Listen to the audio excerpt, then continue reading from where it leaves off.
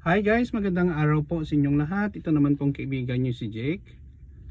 I hope mabuti kayong kalagayan. Sa ngayon, the date is January 7, 2026. Happy New Year once again.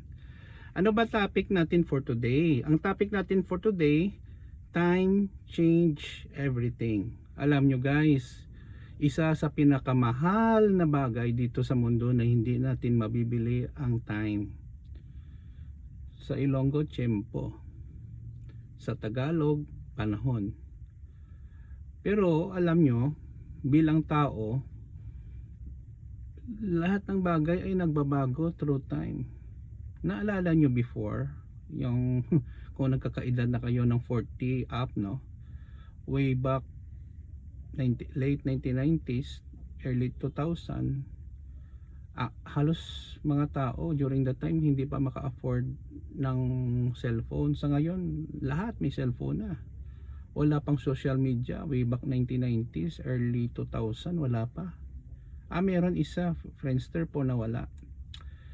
Ngayon grabe, marami ng social media, YouTube, Facebook, Instagram, Twitter, TikTok. May mga pagbabago nangyayari. Ganon din sa buhay ng tao. Huwag mong isipin kung ano man ang mga sitwasyon na dinadanas mo ngayon ay ganon pa rin sa kinabukasan. Let's say 10 to 20 years. Not unless ayaw mo talagang magbago.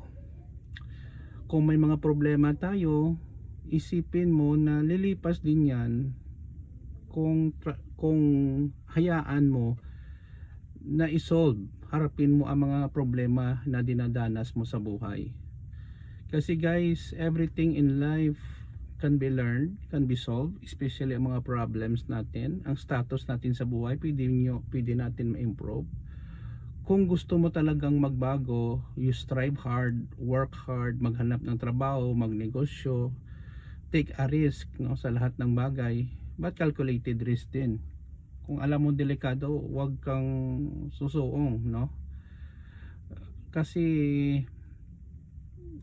kung hindi tayo mag-take ng mga challenges, hindi tayo mag-grow. Ang isa ding na mga problema na nakita ko or mga kabiguan sa buhay ay relationship. Nag-break up kayo ng girlfriend mo, ng partner mo or asawa mo, kung hindi na talaga maayos, let it be, move on na lang. Kasi hindi naman maganda na nalulungkot ka palagi.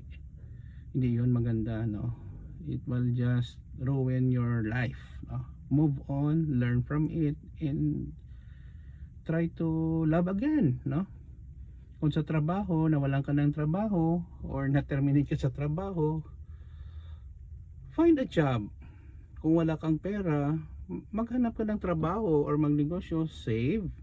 And then kung may gusto kang bilhin mo. Yung importante ha, wag po ang luho. Kasi ang luho guys, hindi naman yon essential eh. So ganun talaga, proper planning. Kung kailangan mo isulat mo. And then thank God for everything. Always manalangin tayo, asking for forgiveness and being thankful sa mga blessings na binibigay ni Lord sa atin. So yun lang po guys, sana po may napulot po kayong aral sa mga followers ko na sumusunod sa aking mga videos dito sa Facebook and YouTube. Maraming salamat po guys sa inyong suporta. Please follow me here in Facebook and please subscribe to my channel doon po sa YouTube. Ingat po tayo lagi. See you in the next video guys. Ito naman po ang kaibigan nyo si Jake. Paalam guys. God bless us all.